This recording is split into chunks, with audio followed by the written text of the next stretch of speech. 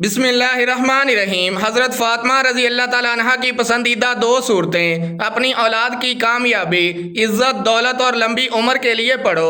اولاد کی قسمت بدل جائے گی۔ اولاد ہر ماں باپ کے دل کا سکون، آنکھوں کی ٹھنڈک اور زندگی کی سب سے قیمتی دعا ہوتی ہے۔ ہر والدین یہ چاہتے ہیں کہ ان کے بچے کامیاب ہوں، عزت پائیں، رزق میں برکت ہو اور اللہ تعالیٰ انہیں نیک، خوش نصیب اور لمبی عمر عطا فرمائے۔ اسی امید اور محبت کے ساتھ جب ہم اہل بیت اطہار کی مبارک زندگیوں کی طرف دیکھتے ہیں تو حضرت فاطمہ الزہرا رضی اللہ تعالیٰ عنہا کی پاکیزہ سیرت دل کو نور اور روح کو سکون بخشتی ہے۔ آپ رضی اللہ تعالیٰ عنہا کی پسندیدہ صورتوں کی تلاوت صرف الفاظ کا ورد نہیں بلکہ اللہ کی رحمت، برکت اور حفاظت کو اپنی اولاد کے نصیب میں شامل کرنے کی ایک خوبصورت دعا ہے۔ یقین کامل اور محبت الہی کے ساتھ اگر یہ عمل کیا جائے تو انشاءاللہ اولاد کی زندگی میں خیر، کامیابی اور عزت کے دروازے کھل سکتے ہیں اور وہ ہر دل عزیز بن سکتی ہے۔ محترم ناظرین، حضرت فاطمہ الزہرا رضی اللہ تعالیٰ عنہا نبی پاک صلی اللہ علیہ وآلہ وسلم کی بہت ہی پیاری، لاڈلی اور چھوٹی بیٹی تھیں۔ آپ کی زندگی نہایت ہی سادہ، پاکیزہ اور عبادت سے بھرپور تھی۔ آپ بہت زیادہ حیا دار، صبر والی اور اللہ کی سچی عبادت گزار تھیں۔ راتوں کو اٹھ کر نماز پڑھتی اور قرآن پاک کی کثرت سے تلاوت کرتی تھیں۔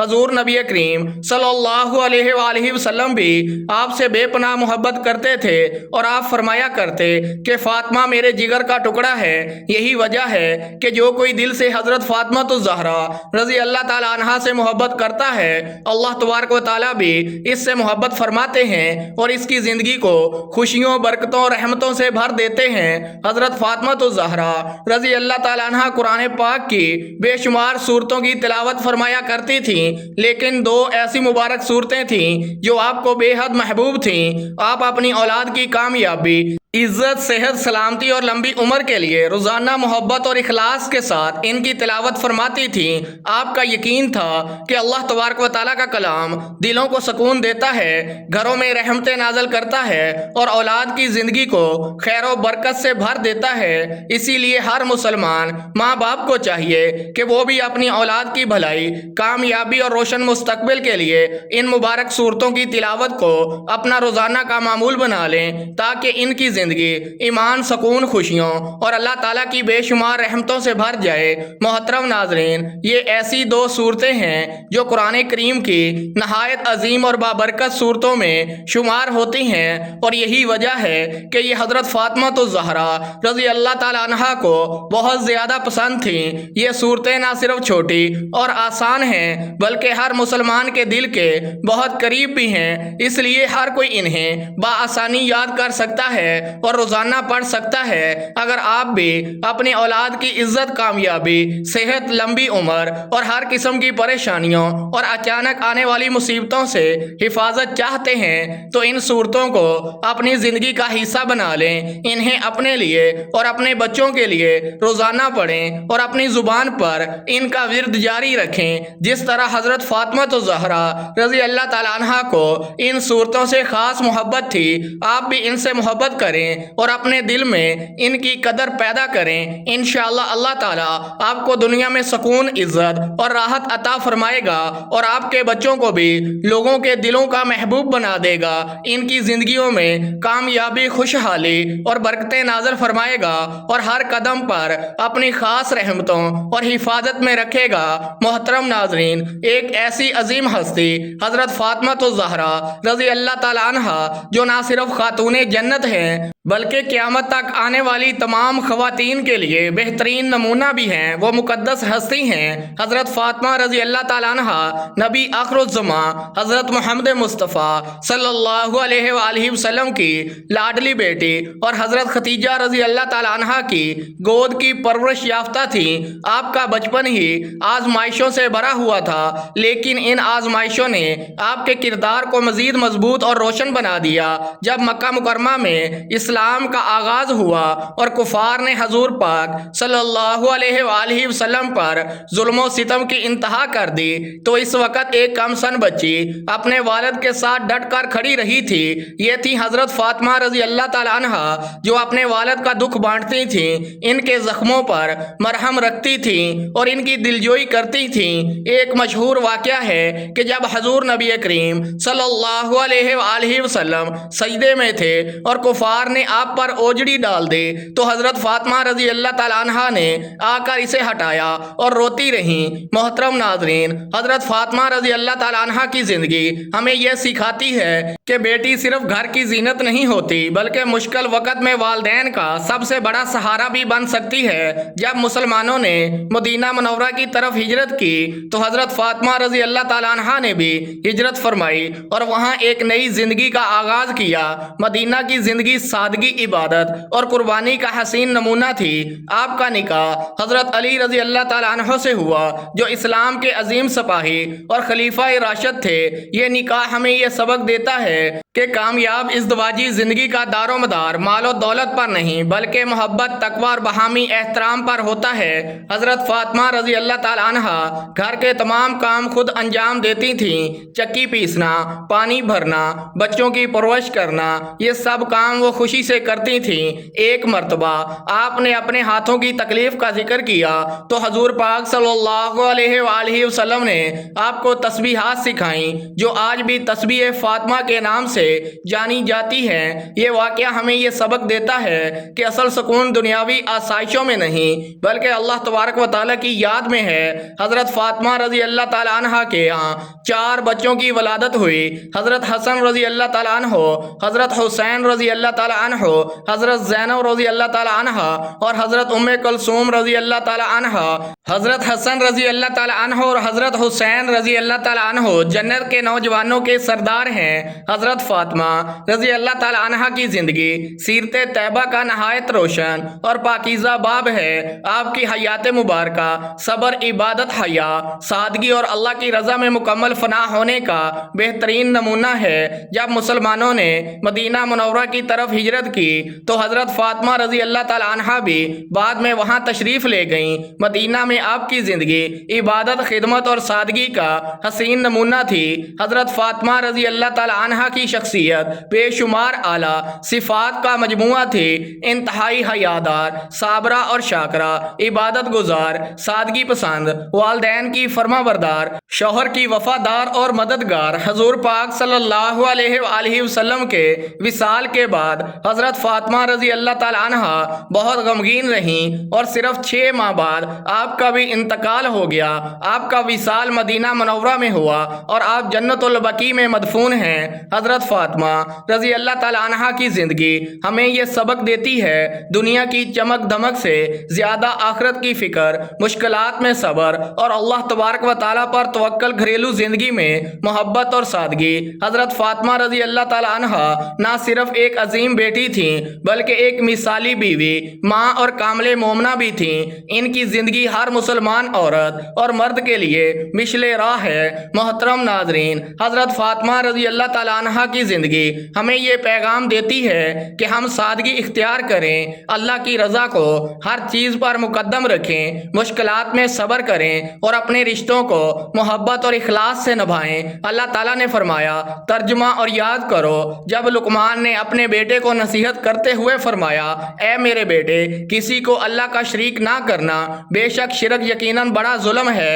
سورۃ لقمان میں اللہ تعالیٰ نے اپنے برگزیدہ بندے حضرت لقمان رضی اللہ تعالیٰ عنہ کی ان نصیحتوں کا بیان فرمایا جو انہوں نے اپنے بیٹے کو سمجھاتے ہوئے بیان فرمائیں۔ ان نصیحتوں کا خلاصہ کچھ اس طرح سے ہے کہ اے میرے بیٹے، کسی شے یا کسی شخص کو اللہ کا شریک نہ قرار دینا، بے شک شرک یقیناً بڑا ظلم ہے، اور چھوٹی سے چھوٹی برائی سے بھی بچنا، کیونکہ برائی اگر رائی کے دانے جیسی چھوٹی سی بھی ہو اور وہ کسی چٹان، آسمان، زمین، غار میں کہیں بھی ہو، اسے قیامت کے دن اللہ تعالیٰ بندے کے سامنے لے آئے گا، اور نماز قائم رکھنا، اچھائی کا حکم دینا، برائی سے منع کرنا اور اور مصیبت پر صبر کرنا بے شک یہ بہت ہمت والے کاموں میں سے ہیں۔ یوں ہی مغرور آنا اور متکبرانہ رویہ اختیار نہ کرنا، جیسے لوگوں سے ٹیڑے منہ بات نہ کرنا، چیخ چلا کر بولنے کی بجائے مناسب آواز میں کلام کرنا، کیونکہ چیخنے کی آواز بری آواز ہے اور سب سے بری گدھے کی آواز ہے جو چیخ چیخ کر رینگتا ہے۔ نیز اپنے چلنے میں درمیانی چال سے چلنا، اکڑ کر نہ چلنا، کیونکہ اللہ تعالیٰ کو اکڑنے والا، تکبر کرنے والا بندہ پسند نہیں۔ حضرت لقمان رضی اللہ تعالیٰ عنہ نے اپنے بیٹے کو جو نصیحتیں فرمائیں انہیں بہت غور سے پڑھیں کہ انہوں نے اولاد کو زندگی کے کن کاموں کے متعلق نصیحت فرمائی اور اس کی روشنی میں ہمیں اپنی اولاد کی تربیت کیسے کرنی چاہیے۔ اوپر کے خلاصے سے معلوم ہوتا ہے کہ اولاد کی تربیت کے معاملے میں والدین کو بطور خاص درجہ ذیل 4 امور کا لحاظ ضرور کرنا چاہیے۔ نمبر 1، اولاد کے عقائد کی تعلیم و اصلاح، پختگی اور استقامت پر توجہ دینی چاہیے۔ نمبر 2، ان کے ظاہری اعمال و عبادات جیسے نماز وغیرہ کی طرف توجہ دیں، یعنی انہیں نماز سکھائیں اور اسے پڑھنے کا عادی بنائیں۔ یوں ہی ظاہری باطنی آداب کے ساتھ نماز پڑھنے کی تعلیم و تربیت دیں۔ نمبر 3، اولاد کے باطن کی اصلاح اور درستگی کی جانب توجہ کرنی چاہیے کہ جب یہ یقین دل میں بٹھا دیں گے کہ اللہ سمیع و بصیر، علیم و خبیر ہے، وہ بندے کا ہر عمل ہر وقت دیکھ رہا ہے، کوئی عمل اس سے پوشیدہ نہیں اور ہر چھوٹے بڑے عمل کا قیامت میں حساب دینا ہے، تو باطنی اصلاح بہت آسانی ہو جاتی ہے۔ تو نمبر 4، اولاد کی اخلاقی تربیت کریں، آداب زندگی، معاشرتی اخلاقیات اور اسلامی کردار سکھائیں۔ یہ چاروں چیزیں دنیا اور آخرت دونوں کے لیے نہایت اہم ہیں۔ پہلے نمبر پر عقیدہ ہے، عقائد کی درستگی، ایمان کی پختگی اور خدا پر توکل و اعتماد دنیا میں بلا و مصیبت کو برداشت کرنے اور ان سے نجات پانے کا ذریعہ ہے، جبکہ عقائد کا بگاڑ آفتوں، مصیبتوں اور بلاؤں کے نازل ہونے، دلی بے قراری اور قلبی بے چینی کا ذریعہ ہے۔ یوں ہی عقائد کی درستی آخر میں اللہ تعالیٰ کی رحمت، خوشنودی اور جنت میں داخلے کا قوی سبب ہے، لیکن عقائد کی خرابی اور گمراہی کی حالت میں موت جہنم میں جانے کا مستحق بنا دیتی ہے، اور جو کفر کی حالت میں مر گیا وہ تو ضرور ہمیشہ کے لیے جہنم کی سزا پائے گا۔ دوسرے نمبر پر عبادت ہے، عبادت دنیا میں نیک نامی اور آخرت میں جنت میں جانے کا وسیلہ ہے۔ عبادت کے ذریعے خدا سے تعلق مضبوط، قرب الہی نصیب ہوتا اور مقصد تخلیق کی تکمیل ہوتی ہے۔ اس کے برخلاف عبادت میں غفلت، خدا سے دوری، شیطان کی مائیت دنیا میں ذلت و رسوائی اور آخرت میں جہنم میں داخلے کا سبب ہے۔ تیسرے نمبر پر باطنی اعمال ہیں کہ خدا سے قلبی تعلق مضبوط ہو، خدا کی صفات کا مراقبہ کرنا، دل کی طہارت، نفس کی پاکیزگی، قلب کے نور، باطن کی روحانیت اور مکاشفہ و مشاہدہ کے اصول کا قوی ترین سبب ہے۔ انبیاء و اولیاء اکرام کے مراتب میں بہت زیادہ عمل داخل انہی باطنی اعمال کا ہے۔ چوتھے نمبر پر اچھے اخلاق ہیں۔ اگر اولاد کے اخلاق اچھے ہوں گے تو معاشرے میں قدر کی نگاہ سے دیکھا جائے گا اور لوگ ان کی عزت کریں گے، جبکہ برے اخلاق کی صورت میں معاشرے میں جہاں ان کا وقار ختم ہوگا وہیں الٹا والدین کی بدنامی اور رسوائی بھی ہوگی۔ اچھے اخلاق آخرت میں اللہ تعالیٰ کی رضا کا باعث، جبکہ برے اخلاق غضب الہی اور لوگوں کی طرف سے خود پر بوجھ لادنے کا سامان ہے۔ افسوس، ہمارے معاشرے میں اکثر والدین اپنی اولاد کی دنیاوی کامیابی پر تو بہت توجہ دیتے ہیں کہ بچہ کتنا ہوشیار، کامیاب اور دولت مند بن رہا ہے، لیکن اس طرف توجہ بہت ہی کم کرتے ہیں کہ اس کے عقائد و نظریات کیا ہیں، اس کے ظاہری و باطنی اعمال کس رخ پر جا رہے ہیں۔ والدین کی یہ دلی خواہش تو ہوتی ہے کہ ان کا بچہ دنیا کی زندگی میں کامیاب انسان بنے، اس کے پاس عہدہ، منصب، عزت، دولت اور شہرت ہو، لیکن یہ تمنا نہ ہونے کے برابر ہوتی ہے کہ ان کی اولاد دین و آخرت کے اعتبار سے بھی کامیابی کی راہ پر چلے۔ مسلمان ماں باپ کی اولاد ہونے کے ناطے اپنے دین و مذہب اور اس کی تعلیمات سے اچھی طرح آشنا ہو، اس کے عقائد و اعمال درست ہوں اور اس کا طرز زندگی اللہ تعالیٰ اور اس کے پیارے حبیب حضرت محمد مصطفیٰ صلی اللہ علیہ وآلہ وسلم کے بتائے ہوئے طریقے کے مطابق ہو۔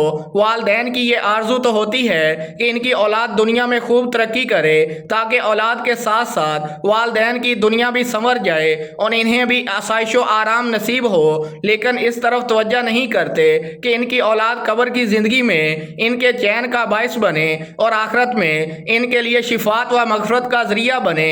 بچوں کی تربیت کے لیے انہیں اپنا تھکا ہوا اور تھوڑا سا وقت نہیں بلکہ تازہ اور بھرپور وقت دیں، ان کے پاس بیٹھیں، باتیں کریں، مصروفیات پوچھیں، صحیح عقائد اور اچھے اعمال پر گفتگو کریں، سیرت رسول صلی اللہ علیہ وآلہ وسلم و صالحہ صحابہ اکرام اولیاء رضوان اللہ علیہم اجمعین کی باتیں سنیں، کتابیں لا کر دیں، مطالعہ کا شوق دلائیں، پڑھے ہوئے کے بارے میں سوالات کریں، ان سے کتابیں سنیں، حسن اخلاق اور اچھے کام پر حوصلہ افزائی کریں، بد اخلاقی اور برے کام پر سمجھائیں اور اس کے نقصانات بتائیں۔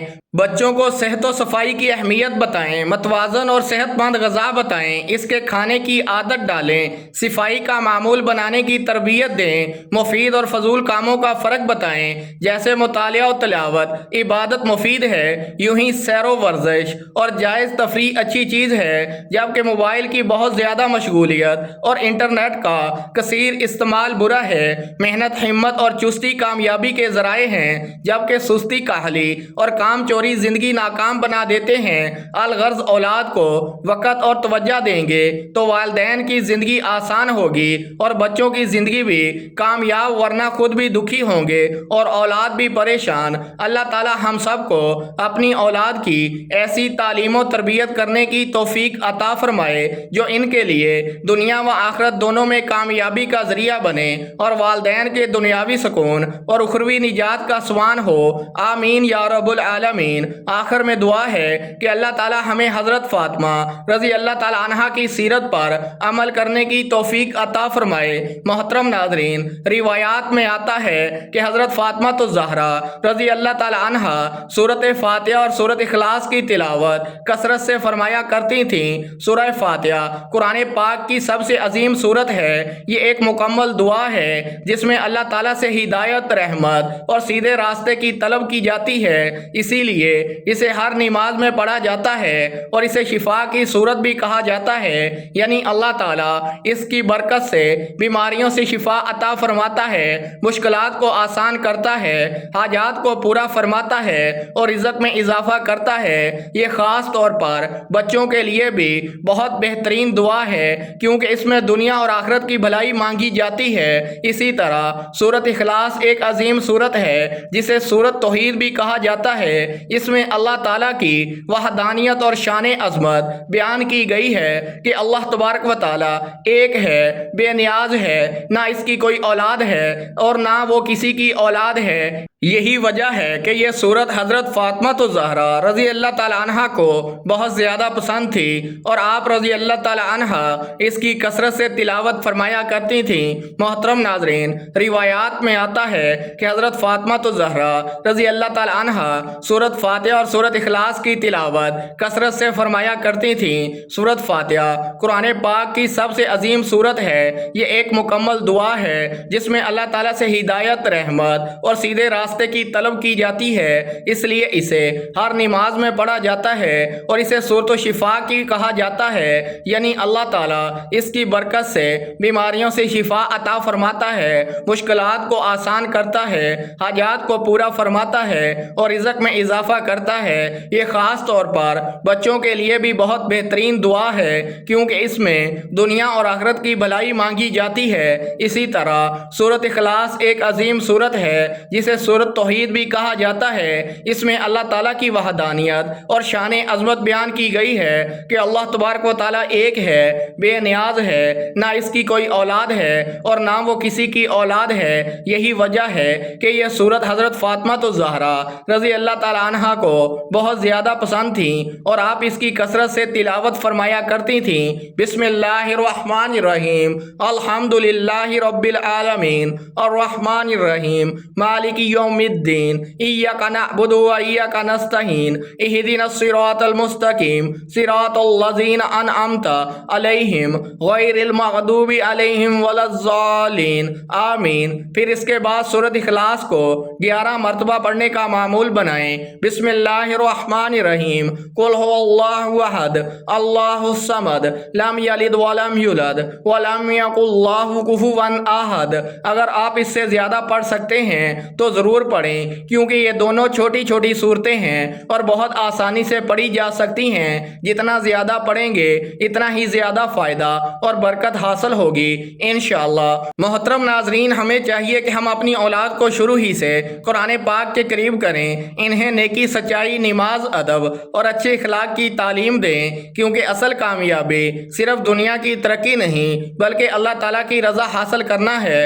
جو بچے قرآن پاک سے محبت کرتے ہیں اور اللہ تبارک و تعالیٰ کے کلام کو اپنی زندگی کا حصہ بنا لیتے ہیں، اللہ تبارک و تعالیٰ ان کے دلوں کو سکون عطا فرماتا ہے، ان کی زندگیوں میں برکت پیدا کرتا ہے اور انہیں دنیا و آخرت میں کامیابی نصیب فرماتا ہے۔ اس لیے اپنے گھروں کو قرآن کریم کی تلاوت سے روشن رکھیں، اپنی اولاد کی تربیت دین اور محبت رسول صلی اللہ علیہ وآلہ وسلم کے مطابق کریں تاکہ ان کی زندگی ایمان، رحمت اور کامیابی سے بھر جائے۔ آخر میں اللہ تعالیٰ سے دعا ہے کہ وہ ہم سب کو قرآن پاک سمجھنے، پڑھنے اور اس پر عمل کرنے کی توفیق عطا فرمائے، ہماری اولاد کو نیک، صالح، فرما بردار اور دین سے محبت کرنے والا بنائے، انہیں دنیا و آخرت کی کامیابیاں عطا فرمائے، ہر برائی، ہر مصیبت اور ہر گمراہی سے محفوظ رکھے۔ اللہ تعالیٰ ہمارے گھروں میں سکون، رحمت اور برکتیں نازل فرمائے اور ہمیں حضرت فاطمہ الزہرا رضی اللہ تعالیٰ عنہا کی پاکیزہ سیرت پر